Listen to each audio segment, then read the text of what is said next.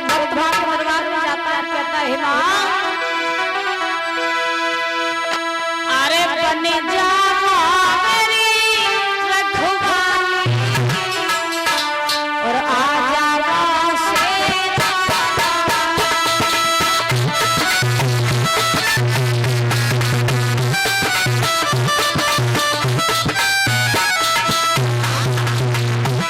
अरे बने जा मेरी रखवाली आ जावा से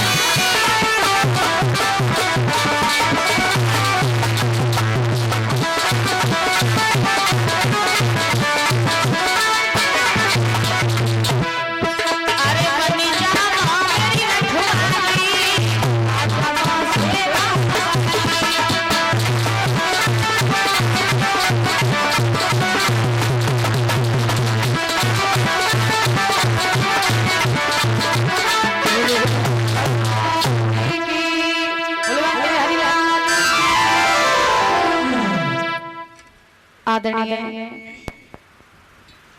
उपस्थित सभी श्रोतागण बंधु और भाइयों, सीता अनुसुईया जैसी भूमि में पलने वाली हमारी माताएं और बहनें एवं पिता तो हमारे बुजुर्ग, प्रेम करने योग्य बच्चों,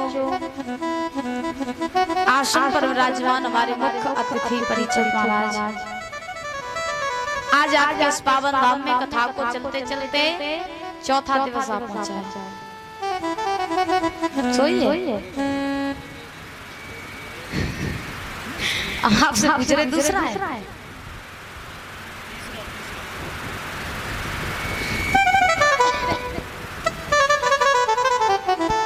मेरे हिसाब से चौथा है।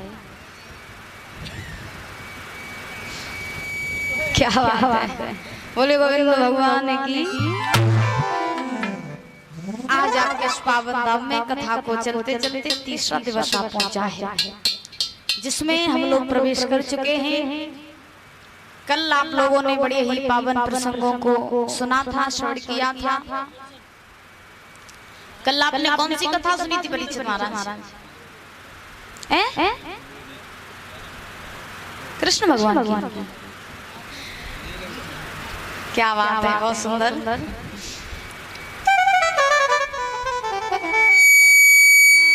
कल आप लोगों ने श्रवण किया था किस प्रकार से महाराज परीक्षित का जन्म हुआ और जन्म होने के बाद में कलयुग उनके सर पर सवार हुआ। होने के बाद में कलयुग ने राजा परीक्षित की बुद्धि पलट दी। पलटने के बाद में राजा परीक्षित से एक संत का अपमान हो गया। ध्यान रखना, जीवन में सब कुछ करना लेकिन कभी संत का अपमान नहीं करना। अगर आपने संत का अपमान किया तो मानो भगवान का अपमान हो गया। उसके बाद राजा परीक्षित को श्राप लगा कि 7वें दिन तक्षक नाग डसेगा।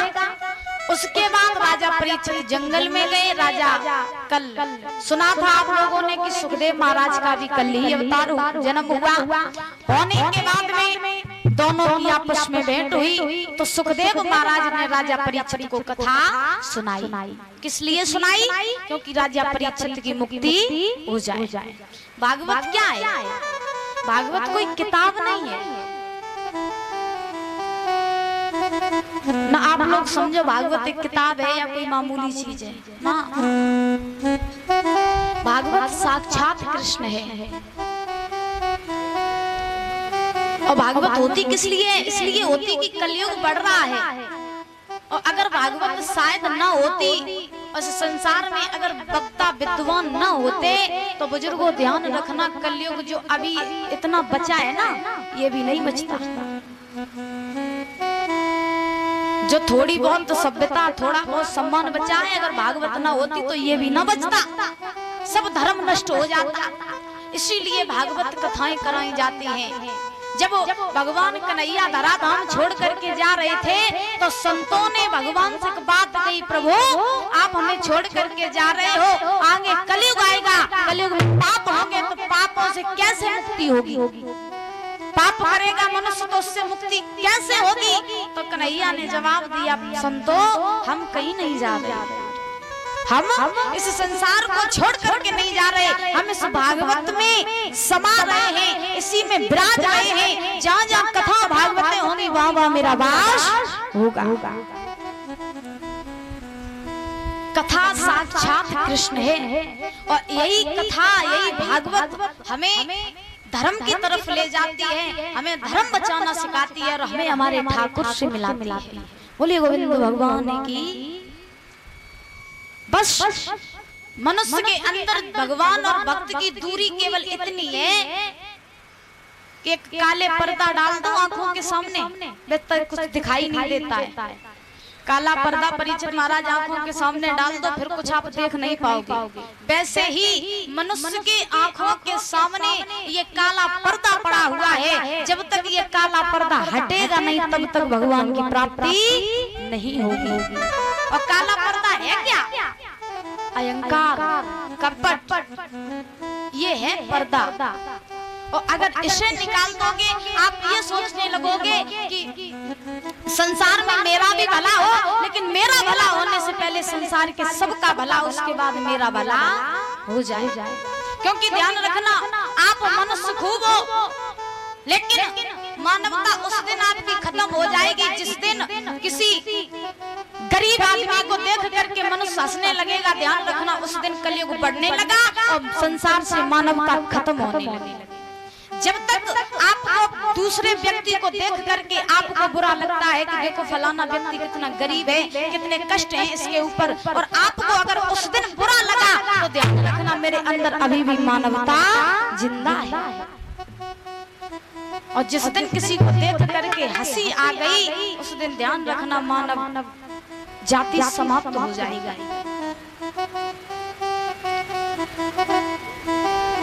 तो जब राजा परीक्षित को श्राप लगा, सुखदेव महाराज ने कथा सुनाई, तो श्री हरि गंगा के किनारे महाराज सुखदेव जी बैठे हुए हैं और राजा परीक्षित को कथा श्रवण करा रहे हैं। अभी आप लोगों ने आचार्य जी के मुखारविंद से सुना शिव सती चरित्र की कथा, किस प्रकार से मैया सती जो है अपने पिता दक्ष के यहाँ पर गई, जाने के बाद में भोले बाबा का अपमान हुआ, अंत में सती ने देह का त्याग कर दिया। ये बात बिल्कुल सत्य है माताओं, अगर कहीं भी किसी भी स्थान पर बिना बुलाए जाओगी तो वहां पर कभी सम्मान नहीं होगा।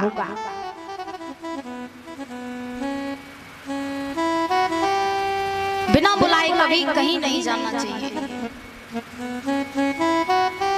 श्री सुखदेव जी समझा रहे हैं राजन परीक्षित, जब मैया सती ने अपनी देह का त्याग किया तो सती ने एक ही वरदान मांगा कि हे देवता, हमें बस यही एक वरदान चाहिए कि मैं जब जब मरूं और जब जब मेरा अवतार हो तब तब मैं भोले बाबा की ही पत्नी बनूं। इधर मैया सती ने जब देह को त्यागा, दक्ष के महाराज बकरे का सर लगाया गया। उसके बाद में भोले बाबा ने जब ये जान लिया कि सती संसार में नहीं रही, तो भोले बाबा ने फिर से समाधि लगा ली और समाधि में लीन हो गए। जब समाधि में लीन हुए हैं तो राजा परीक्षित ने प्रश्न कर दिया सुखदेव महाराज से कि हे प्रभु, अब आप हमें वो बताइए कि मैया सती तो अपने पिता दक्ष के यहाँ पर भस्म हो गई थी, उन्होंने अपनी देह को त्याग दिया था, फिर भोले बाबा का विवाह पार्वती के साथ में कैसे हुआ, और ये मैया पार्वती का जन्म कैसे हुआ, कहाँ रहती थी, ये क्या कारण था? तो सुखदेव महाराज ने जवाब दिया है कि हे राजन परीक्षित, एक समय की बात कि हिमाचल पर्वत पर एक राजा रहते थे जिनका नाम था राजा हिमांचल। राजा हिमांचल की पत्नी थी जिसका नाम था दादा मैना। जब मैना नाम था तो राजा हिमांचल के यहाँ पर श्रोताओं कोई संतान नहीं थी। जब संतान नहीं थी तो इधर उन्हीं राजा हिमांचल के यहाँ पर मैया लक्ष्मी का अवतार हुआ। जब मैया लक्ष्मी का साक्षात अवतार हुआ राजा हिमांचल के यहाँ पर, तो उन्हीं मैया लक्ष्मी का अवतार होने के बाद उन्हीं का नाम पड़ा है पार्वती। जब अवतार हुआ तो राजा हिमांचल के यहाँ पर पुत्री आई। राजा हिमांचल को बड़ी प्रसन्नता हुई कि मेरे घर में पुत्री का जन्म हुआ, मेरे घर में लक्ष्मी आई है। बड़ी प्रसन्नता छाई, क्योंकि कई वर्षों के बाद में संतान का मुख देखा हिमांचल ने। और एक बात बताएं परीक्षित महाराज, राजा हिमांचल के घर जब पुत्री ने जन्म लिया तो बहुत खुशी मनाई, दूर दूर से नर नारी आए बधाई देने के लिए। हिमांचल ने बहुत धन लुटाया। और आजकल क्या होता है, आजकल महाराज अगर लड़की हो जाए तो ऐसा लगता है जैसे ने फांसी पर टांग दो।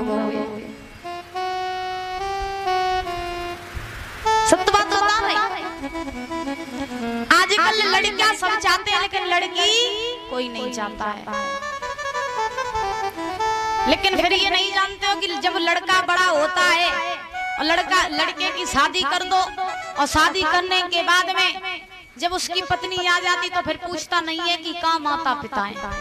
और लड़की की शादी कर दो, जबकि लड़की अपना मायका छोड़ करके अपने ससुराल में जाती है और ससुराल में जा करके अपने मायके वाले भी माता पिता का ख्याल करती है और ससुराल में सास ससुर का भी ख्याल करती है। इतनी दूर जा करके महाराज दो दो घरों को संभालती है। लेकिन लड़का क्या करता है, विवाह हो जाए फिर तो अपनी गृहस्थी में पड़ जाते हैं, फिर तो अपनी पत्नी दिखता, अपनी संतान दिखती, माता पिता कहाँ है कोई फर्क नहीं। ध्यान रखना, अगर घर में लक्ष्मी आए पर लड़की का जन्म हो तो लोग क्या कहते हैं कि मेरे घर में लक्ष्मी आई। और सत्य बात बताइए, अगर घर में लड़का जन्म लेके आ जाए तो कच्चा थोड़ी नहीं काट के मेरे घर में विष्णु आए, कोई नहीं कहते हैं? नहीं कहते, क्योंकि हो ही नहीं सकता ऐसा। अगर घर में लक्ष्मी आए, बहू आए, तो लोग कहते हैं कि मेरे घर में लक्ष्मी आई है, और लड़का आ जाए तो फिर क्या कहते हैं? विष्णु आई। नहीं हो सकता है ऐसा। लड़की का सम्मान हमेशा करना चाहिए। अरे जब लड़की जात ही नहीं संसार में होगी तो फिर आप सब लोग कहां से आओगे? आजकल क्या है कि लोग माँ सब चाहते हैं लेकिन लड़की कोई नहीं चाहता, बहन सब चाहते हैं लेकिन लड़की कोई नहीं चाहता है। जब लड़की ही नहीं होगी तो ये संसार कैसे आगे बढ़ेगा? सभी बुजुर्ग बैठे हैं, हमारी माताएं भी बैठी हैं, सभी लोग बैठे हैं। लड़की की उपाधि किसी देवी से कम नहीं होती है। लेकिन हाँ, ये बात है कि कलयुग में लड़कियां भी होती परीक्षित महाराज, और होने के बाद में बहुत सी लड़कियां तो ऐसी होती कुल खानदान का नाम डुबा करके चली जाती। क्योंकि संतान को बचपन से जिस लायक बनाओगे, संतान बड़ी होकर के वैसी ही बनेगी। जैसा संतान अगर चाहे तो महाराज माता पिता का नाम इतना रोशन कर दे कि माता पिता सर उठा करके चलें और लोग कहें देखो किसी लड़की या लड़के का बाप जा रहा है। और अगर संतान चाहे तो कुल को इतना नीचे गिरा दे कि संसार में माता पिता मुंह दिखाने के लायक नहीं रहते। हमारा जीवन किसके ऊपर रहता है? निर्भर संतान के ऊपर। जब संतान ही बिगड़ जाएगी तो फिर जीवन किस काम का? तभी तो कहा जाता है कि लड़की को कभी चांद नहीं बनाना, लड़की को जब भी बनाना तो सूरज बनाना।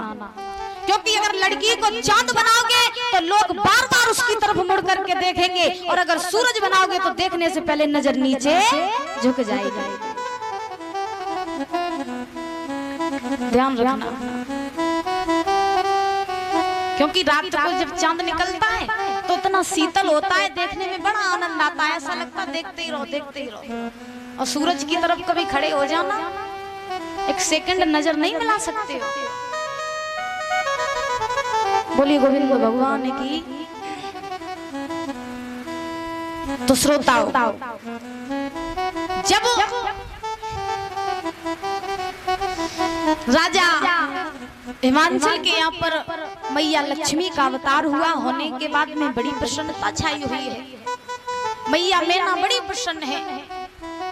धीरे धीरे वो पुत्री बड़ी हुई। एक बार बाबा नारद का आना हुआ हिमांचल के यहाँ पर। बाबा नारद आए, आने के बाद में हिमांचल ने बड़ा सम्मान किया, नारद का उच्च आसन दिया है बैठने को। और एक बात कही, बाबा आज आप बड़े ही शुभ समय पर आए। नारद बोले क्यों, ऐसी क्या बात हुई? हिमांचल बोले इसलिए आप सही समय पर आए कि कुछ दिन पहले मेरे घर में एक कन्या का जन्म हुआ, तो आप उस कन्या की हस्तरेखा देख करके हमें ये बता दो कि मेरी कन्या बड़ी हो करके मेरा नाम रोशन करेगी या नहीं।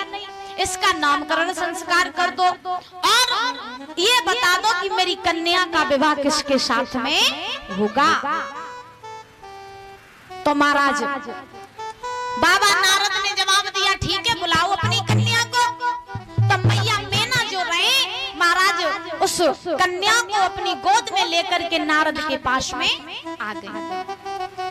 आने के बाद में नारद ने जब उस कन्या की हस्तरेखा को देखा तो जवाब दिया है कि हे हिमांचल, तुम तुम्हारे घर में ये जो कन्या है वो कोई साधारण नहीं है, तुम्हारे घर में तो साक्षात लक्ष्मी आई है, तुम्हारे तो भाग्य ही खुल गए।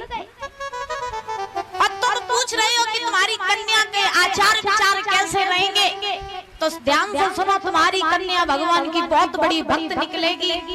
इसका विवाह भोले बाबा के साथ में होगा और इसका नाम हम आज से रख रहे हैं गिरजा। महाराज नाम रख दिया। जब नाम रख दिया है तो पहले चाहे लड़का हो या लड़की हो, विद्वानों के द्वारा, संतों के द्वारा लड़की का नाम या लड़के का नामकरण संस्कार किया जाता था। क्योंकि पहले कुंडली देखी जाती थी, हस्तरेखा देखी जाती थी, उसके बाद में भविष्यवाणी होती थी। संत करते थे, विद्वान करते थे। आजकल कलयुग में तो मॉडल जमाना है, तो सब मॉडल चलते हैं। परिचित महाराज, फैशन को जमाना है तो फैशन वाले नाम होंगे। एक बार की बात बताएं, एक दृष्टांत याद आ गया हमें, सत्य घटना बता रहे हैं आपको, बिल्कुल सत्य घटना। एक बार एक पंडित जी रहे, परिचित महाराज, सुबह पंडित जी की एक जगह कथा चल रही थी। जब उनकी कथा चल रही थी तो हुआ ऐसा कि पंडित जी जो रहे महाराज जिस घर में रहते थे, तो उस घर में एक छोटी सी बिटिया रहे और उस बिटिया को नाम तो महाराज सैंडी। बिल्कुल सत्य घटना है ये। तो जब वो महाराज जी उस घर में रहते थे तो उसका नाम था सैंडी। तो एक बार वो पंडित जी जो रहे गए महाराज कथा कह करके मंच से नीचे उतर के आए, तो वो बिटिया की मौसी ने बुलाओ, बोले ए सैंडी जरा इते आइयो। सो महाराज सैंडी दौड़ती हुई आई, बोले हाँ मौसी बताओ। अब पंडित जी सुने कि बिटिया को नाम सैंडी है, तो महाराज उसकी मौसी ने काम बता दिया, वो लड़की काम कर आई। अब पंडित जी सोचने लगे, बताओ ऐसे वैसे नाम के सैंडी, इसका क्या मतलब हुआ सैंडी का। चलो अब तो बिटिया छोटी है तो सैंडी कहवे में अच्छा लगा, और जब बिटिया बड़ी हो जाए और विवाह करके ससुराल जाए तो फिर लोग इसके ससुराल वाले क्या कहेंगे, फिर तो ऐसा ही नाम पड़ेगा। सो महाराज पंडित जी ने उस लड़की को अपने पास बुलाया, छोटी रहे, पास में बुलाया, जवाब दिया, ओ बेटी जरा इधर आना। सो महाराज आई वो लड़की। पंडित जी बोले तुम्हारा क्या नाम है? बोली पंडित जी मेरा नाम सैंडी है। पंडित जी बोले किसने रखा? तो लड़की बोली मेरी मौसी ने रखा। मेरा नाम मेरी मौसी ने रखा। अब महाराज पंडित जी ने मन ही मन में हंस लो, उस लड़की को भेज दिया। अब भेजने के बाद में एक दिन ऐसा हुआ कि वो पंडित जी जो रहे, सो महाराज पंडित जी का एक गांव में से एक स्त्री रहे मैया, उन्होंने निमंत्रण किया पंडित जी का, कहा कि आज आप भोजन मेरे यहाँ करना आके। पंडित जी बोले ठीक है। तो शाम का समय हुआ, पंडित जी ने कथा कही, मंच से नीचे उतर के आए, भोजन का समय हुआ तो पंडित जी उन्हीं मैया के घर पे चले अपने स्टाफ को लेके।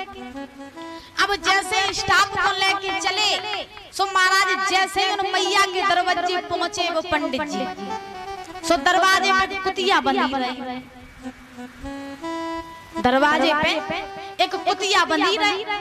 और ध्यान रखना अगर घर में कोई जानवर है तो अगर कोई बार बार आ जाए तो भौंकने लगते हैं। तो जैसे ही वो कुतिया ने महाराज देखा कि लाल बिरंगे कपड़ा पहने और जो दूर से चले आए रहे, एक नहीं दो नहीं 5-6 चले आए रहे। सुबह कुतिया ने देखो तो महाराज भौंकने लगी। अब जैसे ही भौंकने लगी तो पंडित जी तो दूर खड़े हो गए, तो तब तक अंदर से आवाज आई, ए राधा चुप हो जाओ जो पंडित जी, इन्हें हमने ही बुलाया, शांत हो जाओ, भौंको ना। पंडित जी सोच में पड़िए। पंडित जी बोले क्या नाम है इनका? मैया बोली इनको नाम राधा है। पंडित जी महाराज पहले तो अंदर प्रवेश कर गए, और अंदर प्रवेश जैसे ही किया सो मन ही मन में विचार करने लगे, वारे जमाना, जिसका नाम सैंडी होना चाहिए उसका नाम राधा है, और जिसका नाम राधा होना चाहिए उसका नाम सैंडी है। जिस राधा के नाम से नाम लेकर के भवसागर से बेड़ा पार होता, वही राधा सांकर में बनी या भौंक रही है? ये है महाराज कलयुग। तो यहाँ पर जस्ट हर चीज का अपोजिट होता है, उल्टा होता है हर चीज का, कुछ सीधा नहीं होता है। और ध्यान रखना, किसी को सीधी बात समझाओ उल्टी लगेगी और उल्टी समझाओ सीधी लगेगी। बोलिए गोविंद भगवान की। आइए